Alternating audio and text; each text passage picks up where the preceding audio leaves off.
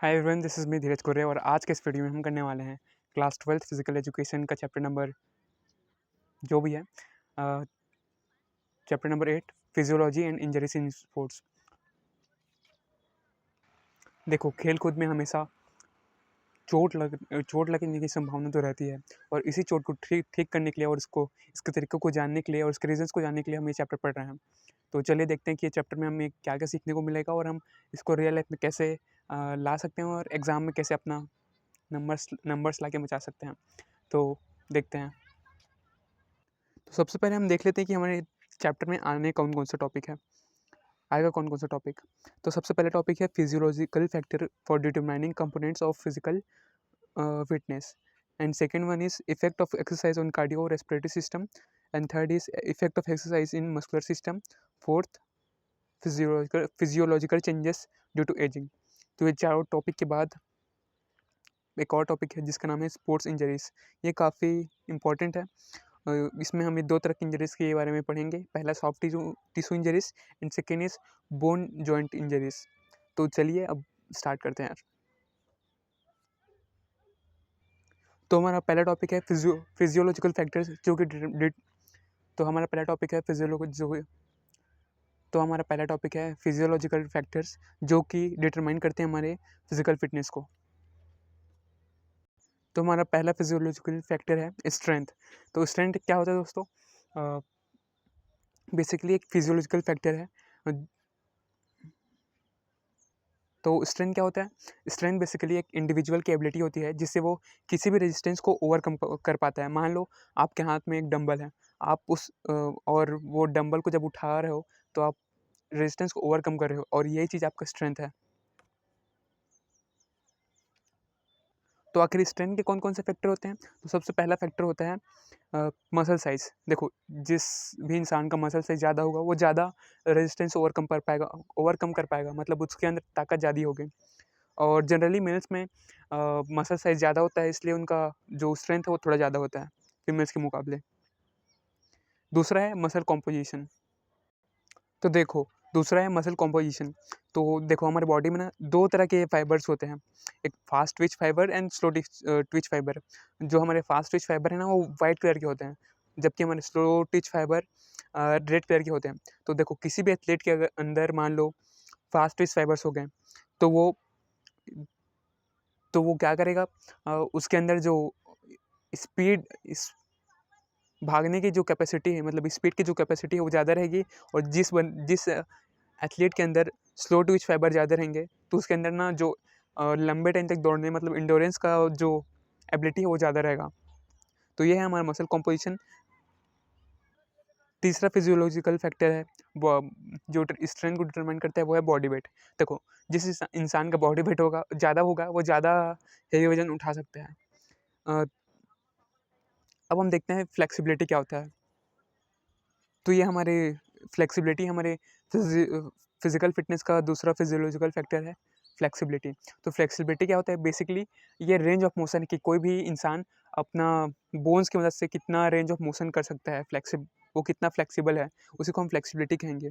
और फ्लेक्सिबिलिटी के कौन कौन से फिजियोलॉजिकल फैक्टर्स है जिससे फ्लेक्सिबिलिटी डिटरमाइन होते हैं, आइए देखते हैं। पहला है मसल स्ट्रेंथ। तो हमारा पहला चीज़ है मसल स्ट्रेंथ। देखो, जनरली जिन लोगों का जो मसल स्ट्रेंथ है वो ज़्यादा होता है ना, वो कम फ्लेक्सिबल होते हैं। एग्जांपल के तौर पे मान लो कोई बंदा है, कोई तगड़ा बंदा है, मान लो कोई बॉडी बिल्डर है जिसका स्ट्रेंथ काफ़ी ज़्यादा है, लेकिन उसको कोई फ्लेक्सिबल पर्सन के सामने उसको रख दो और कुछ एक्सरसाइज करने के लिए बोलो तो वो नहीं कर पाएगा। क्यों? क्योंकि उसका स्ट्रेंथ ज़्यादा है और उतना फ्लेक्सिबल नहीं है। दूसरा है जॉइंट स्ट्रक्चर। देखो, हमारे बॉडी में डिफरेंट डिफरेंट टाइप्स के जॉइंट्स होते हैं। कुछ कुछ जॉइंट्स का जो रेंज ऑफ मोशन है, जैसे कि बॉल एंड सॉकेट जॉइंट, तो इसका रेंज ऑफ मोशन काफ़ी ज़्यादा है बाकी किसी जॉइंट के मुकाबले। तो हमारे जॉइंट स्ट्रक्चर भी हमारे फ्लेक्सिबिलिटी को डिटरमाइन करता है। तीसरा है इंटरनल इन्वायरमेंट। तीसरा चीज़ जो हमारे फ्लेक्सिबिलिटी को डिटरमाइन करती है वो है इंटरनल इन्वायरमेंट। देखो, अक्सर ठंड में हमारी बॉडी है ना वो उतना फ्लेक्सिबल नहीं रहता जितने कि गर्मी में, या फिर जब भी हम वार्म अप करते हैं ना तो हमारी रेंज ऑफ फ्लेक्सिबिलिटी वो बढ़ जाती है। तो हमारे अंदर का फैक्टर्स भी काफ़ी डिटरमाइन करता है फ्लेक्सिबिलिटी को। इसलिए जो भी एथलीट है वो जो एक्सरसाइज करने से पहले वार्म अप करता है ताकि वो फ्लेक्सिबल रहे। चौथा है इंजरी।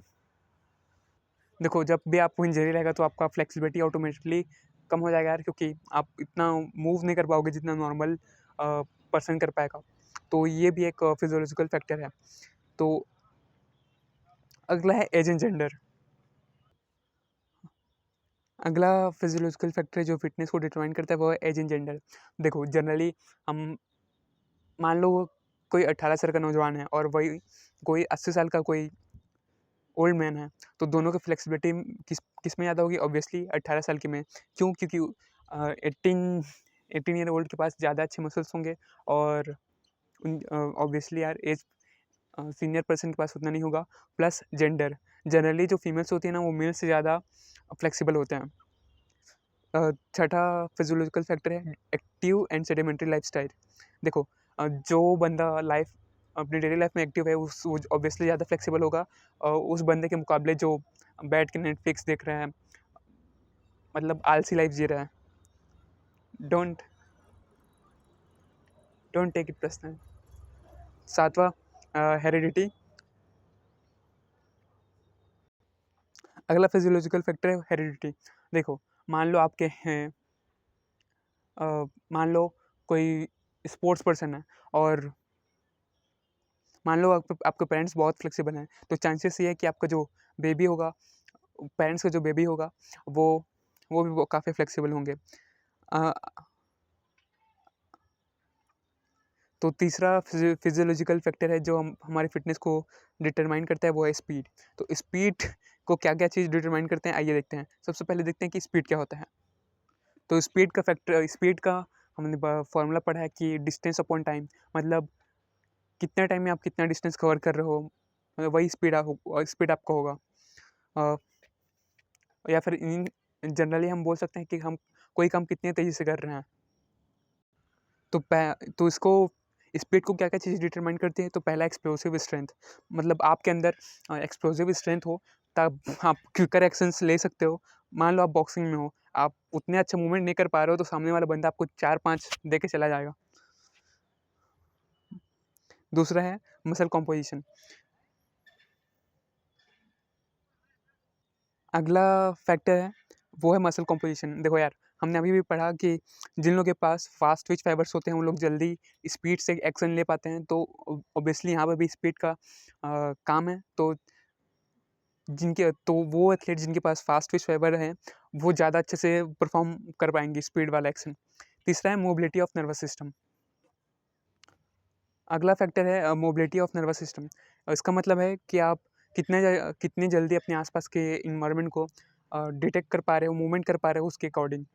जैसे कि आपके आसपास में कोई आग लगा है, तो आपका बॉडी कितने जल्दी डिटेक्ट कर पा रहा है कि मैं यहाँ से भागूँ। तो ये आपका मोबिलिटी ऑफ नर्वस सिस्टम। चौथा है elasticity and relaxing capacity of muscle. तो हमारा अगला फैक्टर है elasticity and relaxing capacity of muscle. Elasticity मतलब बेसिकली कि आपका बॉडी कितना फ्लेक्सिबल है, और रिलैक्सिंग कैपेसिटी मतलब मान लो आप कोई वर्कआउट करके आए और उसके बाद आपका बॉडी कितने जल्दी अपने आप को रिस्टोर कर पा रहा है, उसी को रिलैक्सिंग कैपेसिटी ऑफ मसल बोलेंगे। अगला फैक्टर है biochemical reserves and metabolic power. अगला फैक्टर है biochemical reserves and metabolic power. तो इसका मतलब है कि आपके बॉडी के अंदर कितना ज़्यादा एटीपी प्रोड्यूस हो रहा है। ऑब्वियसली इंडिविजुअल के जिन लोगों के पास जिन लोगों के बॉडी में ज़्यादा एटीपी जनरेट होते हैं वो लोग ज़्यादा एनर्जेटिक होते हैं। और यही था यार मेटाबॉलिक पावर। मेटाबॉलिक पावर मतलब आप कितनी जल्दी से चीज़ों को पचा पा रहे हो। अगला फिजियोलॉजिकल फैक्टर जो कि हमारे फिटनेस को डिटरमिन करता है वो है इंड्योरेंस। ये चौथा है। तो इंड्योरेंस को क्या क्या अफेक्ट करता है उसको भी देखेंगे, लेकिन सबसे पहले जानते हैं कि इंड्योरेंस क्या होता है। तो इंड्योरेंस क्या होता है? तो इंड्योरेंस में बेसिकली एबिलिटी, किसी भी इंडिविजुअल का एक एबिलिटी है टू रेजिस्ट फटीग। इसको और भी नाम से जानते हैं, मतलब स्टैमिना के नाम से भी जानते हैं और एरोबिक कैपेसिटी के भी नाम से जानते हैं। मतलब यार कि आप कितने टाइम तक थक नहीं रहे हो। अ, तो यही होगा आपका एंड्योरेंस। इसका ये किन चीज़ों पे डिपेंड करता है उसको देखते हैं। पहला है एरोबिक कैपेसिटी। देखो एरोबिक का मतलब होता है ऑक्सीजन। तो जिस इंडिविजुअल का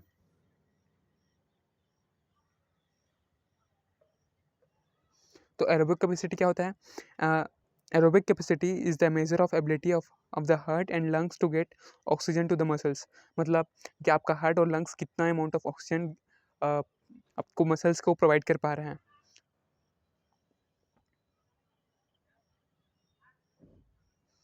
तो यही होगा आपका एरोबिक कैपेसिटी। मतलब आपका जो हार्ट और लंग्स है वो कितना ज़्यादा ऑक्सीजन आपके मसल्स को प्रोवाइड कर पा रहे हैं। तो जिन लोगों के पास एरोबिक कैपेसिटी ज़्यादा होगा उन ऑब्वियसली उनके पास ज़्यादा एंड्योरेंस होगा। दूसरा है ऑक्सीजन अपटेक।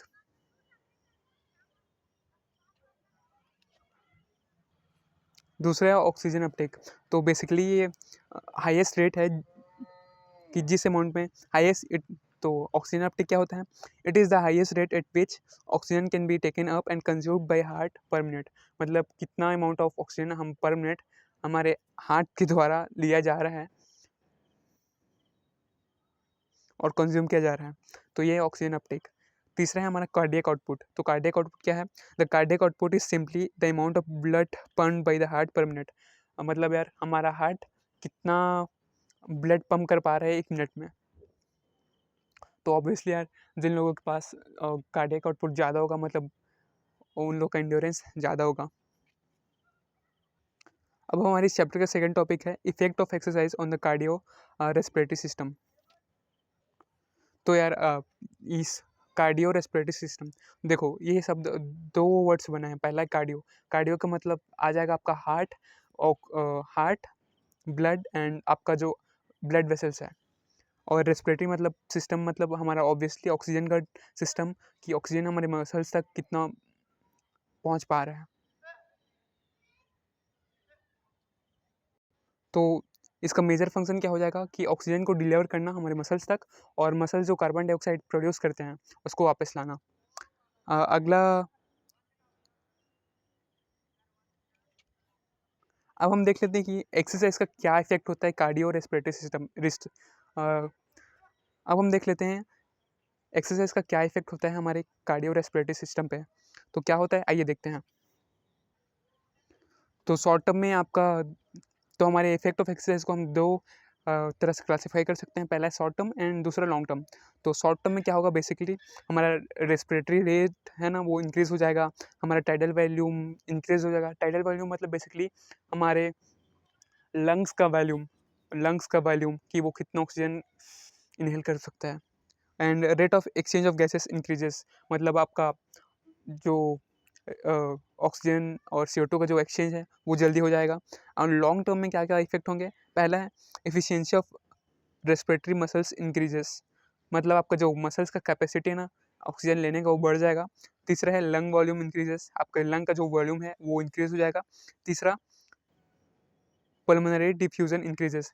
मतलब आपको देखो हमारे बॉडी में कई टिश्यूज होते हैं जहाँ से एक्सचेंज ऑफ गैसेस होते हैं। तो पल्मोनरी डिफ्यूजन मतलब ऐसे टिश्यूज जहाँ से आपका जो एक्सचेंज ऑफ गैसेस है ना वो बढ़ जाएगा डिफ्यूज़न के डिफ्यूज़न की वजह से। मतलब हाई कंसनट्रेशन से लो कंसनट्रेशन तक।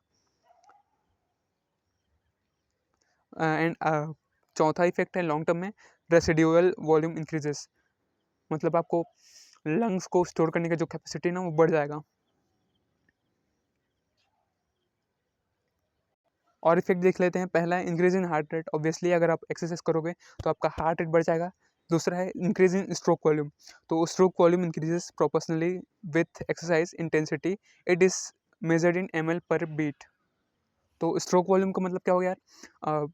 देखो जब आपका हार्ट एक बार बीट करता है तो कितने अमाउंट ऑफ ब्लड सप्लाई आपके बॉडी में करता है उसी को हम स्ट्रोक वॉल्यूम कहेंगे। देखो यार और क्या क्या बढ़ जाएगा? हमारा कार्डियक आउटपुट बढ़ जाएगा। मतलब आपका स्टेमिना बढ़ जाएगा यार। इंक्रीज इन ब्लड फ्लो, हमारे बॉडी के अंदर जो ब्लड फ्लो है वो बढ़ जाएगा। अब बीपी भी बढ़ जाएगा यार आपका। और क्या बढ़ जाएगा, वाइटल एयर कैपेसिटी, मतलब आप कितना एयर कंज्यूम कर पा रहे हो आपके लंग्स के द्वारा। तीसरा, increase in residual air volume, मतलब आपका लंग्स कितना ऑक्सीजन स्टोर कर पा रहा है। अ, आपका जो पैसिव एल्वेलस है वो ज़्यादा एक्टिव हो जाता है।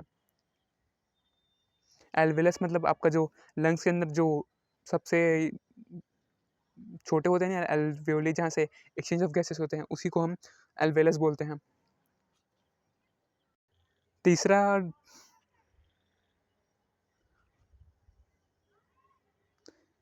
तीसरा हमारा टॉपिक है effect of exercise on muscular system, कि हमारे मस्कुलर सिस्टम में एक्सरसाइज का क्या इफेक्ट होता है। तो देखो, हमारा जो मसल है ना वो हमारा जो मसल है वो एक स्पेशलाइज्ड टिश्यू है जो हमारी बॉडी को मूवमेंट करने में मदद करता है, प्लस ये हमारी बॉडी को एक शेप देता है। तो एक इफेक्ट ऑफ एक्सरसाइज क्या होगा कि हमारा जो मसल का साइज़ है, शेप है, वो चेंज हो जाएगा। ऑब्वियसली यार, जो लोग एक्सरसाइज करते हैं उनका जो शेप और साइज़ है वो काफ़ी अच्छा रहता है। और more energy supply to muscle, हमारे मसल के अंदर जो एनर्जी सप्लाई है वो बढ़ जाएगा। तीसरा, इम्प्रूव इन रिएक्शन टाइम, आपका जो रिएक्शन टाइम है किसी भी चीज़ को करने का या फिर किसी भी चीज़ को सेंस करने का, वो बढ़ जाएगा। अगला है कैपिलराइजेशन, तो the formation and development of network of capillaries to a part of the body, it is increase by aerobic exercise. मतलब अब आपका जो आपके ब्लड वेसल्स में 3 तरह के वेसल्स होते हैं। पहला आर्टरीज, दूसरा है वीन्स एंड तीसरा कैपिलरीज। कैपिलरीज क्या काम करते हैं यार, ये आर्टरीज और वीन्स को जोड़ता है। और तो कैपिलराइजेशन मतलब इन्हीं कैपिलरीज का बढ़ना। और क्या बेनिफिट होगा कि आपका जो फैट है वो कम होगा, मस्कुलर इंड्योरेंस बढ़ेगा, पोस्चर भी ठीक होगा, और एक्स्ट्रा फैट भी ठीक होगा, और आपका जो थकावट है वो बढ़ जाएगा, और आपका जो फूड स्टोरेज है वो भी बढ़ जाएगा, और स्ट्रेंथ स्पीड ऑब्वियसली बढ़ेगा।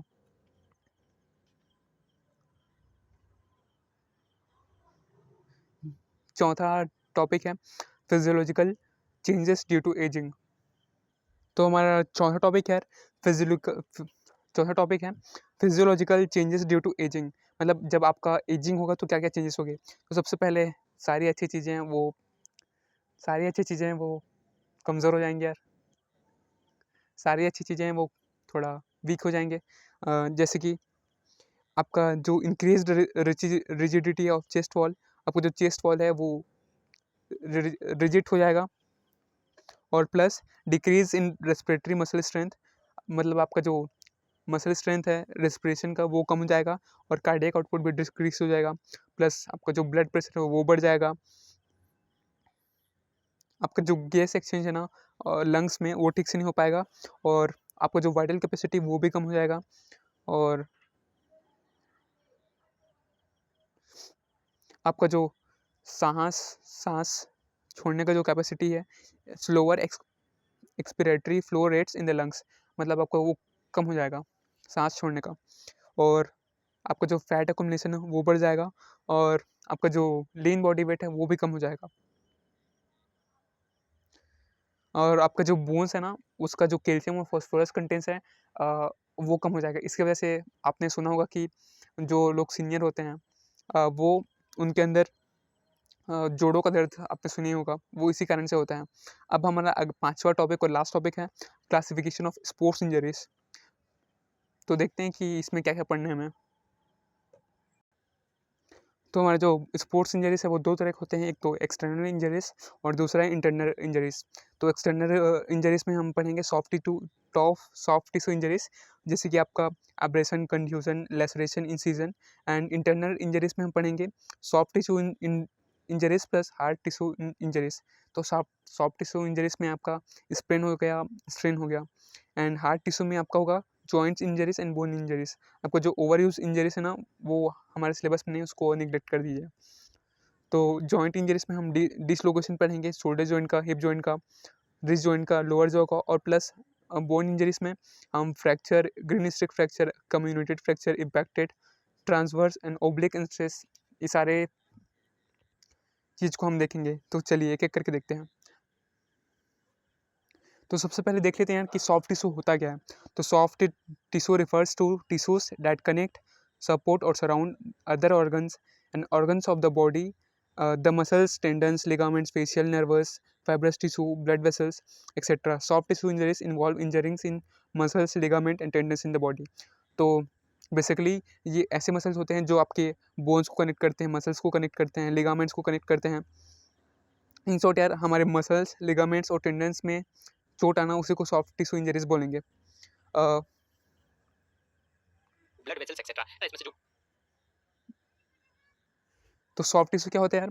तो जो सॉफ्ट टिश्यू है ना, वो आपके muscles, ligaments, facial nervous, fibrous tissue, ये जितने भी एक्सेट्रा है ना, इन सब को सराउंड करते हैं, कनेक्ट करते हैं या फिर कहीं ना कहीं तरीके से सपोर्ट करते हैं। तो हमारे जो सॉफ्ट टिश्यू इंजरीज है ना, वो बेसिकली आपके मसल्स में होता है या फिर लिगामेंट्स या फिर टेंडन्स में होता है आपके बॉडी के। सॉफ्ट टिश्यू इंजरीज वो भी दो तरह के हैं, एक्सटर्नल और इंटरनल। तो सब एक्सटर्नल मतलब यार आपको मतलब चोट दिख जाएगा, और इंटरनल का मतलब आपका जो चोट है ना वो नहीं दिखेगा। कॉन्ट्यूजन मतलब होता है यार, हिंदी में आप बोल सकते हैं नील। देखो जब भी आप कोई मसल में कहीं पे डायरेक्ट हिट होता है, जैसे कि आपका हो जाएगा बॉक्सिंग में, रेसलिंग में, तो आपका जो ब्लड है ना वो इंटरनल ब्लीडिंग होने लगता है और ये आपको बाहर बाहर से दिख जाता है। तो इसलिए ये एक्सटर्नल सॉफ्ट टिश्यू इंजरी में आ जाएगा। प्लस इंटरनल ब्लीडिंग की वजह से स्टिफनेस हो जाता है, स्वेलिंग हो जाता है और काफ़ी दर्द होता है यार। दूसरा है स्ट्रेन। स्ट्रेन मतलब मांसपेशियों में खिंचाव। तो ये है ना इंटरनल सॉफ्ट टिश्यू इंजरीज है। ये आपको बाहर से नहीं दिखेगा लेकिन आपके जो अंदर है, तो इसमें जो इंजरी आपकी कहाँ होती है, मसल आपको जो रप्चर हो जाता है इसलिए आपका इंजरी होता है। तो ये था आपका स्ट्रेन मतलब मांसपेशियों में खिंचाव, ये आपका इंटरनल होगा।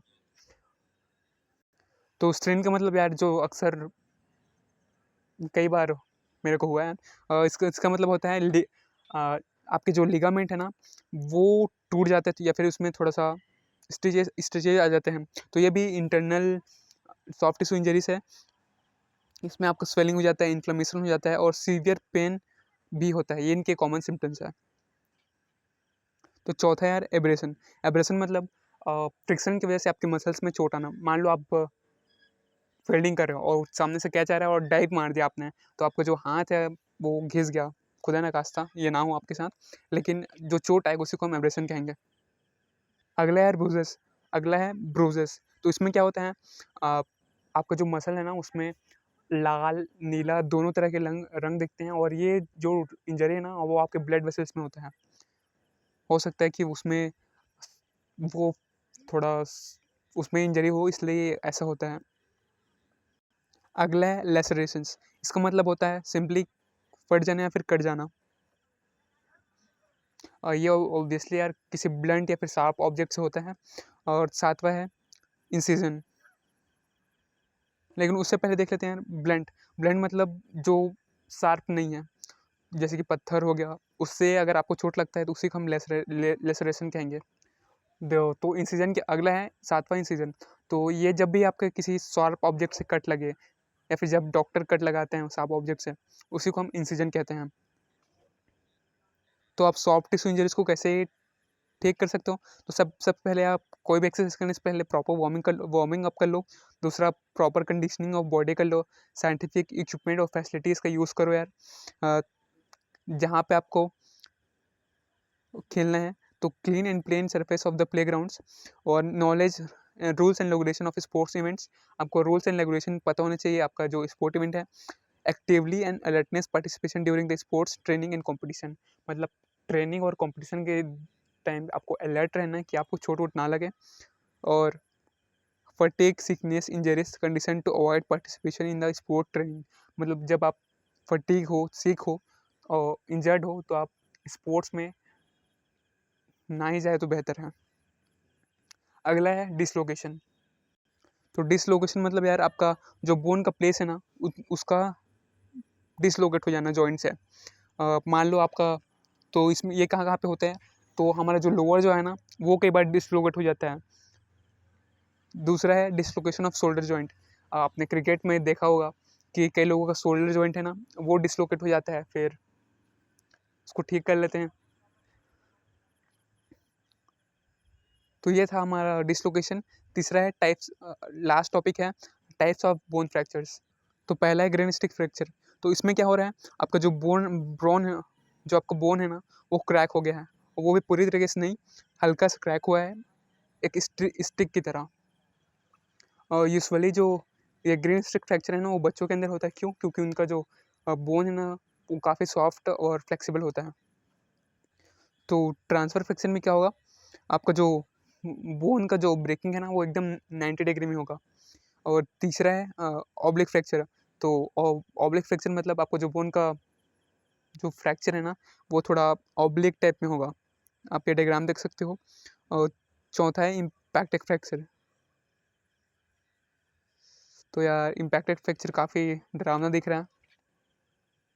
तो ये कब होगा, जब आपका जो बोन है ना, वो एकदम अंदर से क्रैक आ जाए और एकदम लॉस ऑफ कंटिन्यूटी, मतलब यूज़ में ना रहे हो। अगला पांचवा है स्ट्रेच फ्रैक्चर। तो it is a crack in bone due to high impact physical activity. तो इसमें क्या होता है, आपका जो बोन है ना, मान लो आप कोई बड़ी फिजिकल एक्टिविटी कर रहे हो, स्ट्रेच दे रहे हो अपनी बॉडी को, तो आपके जो बोन में इम्पैक्ट होगा ना, वो काफ़ी ज़्यादा हो गया यार, और स्ट्रेच फ्रैक्चर इसी वजह से होता है।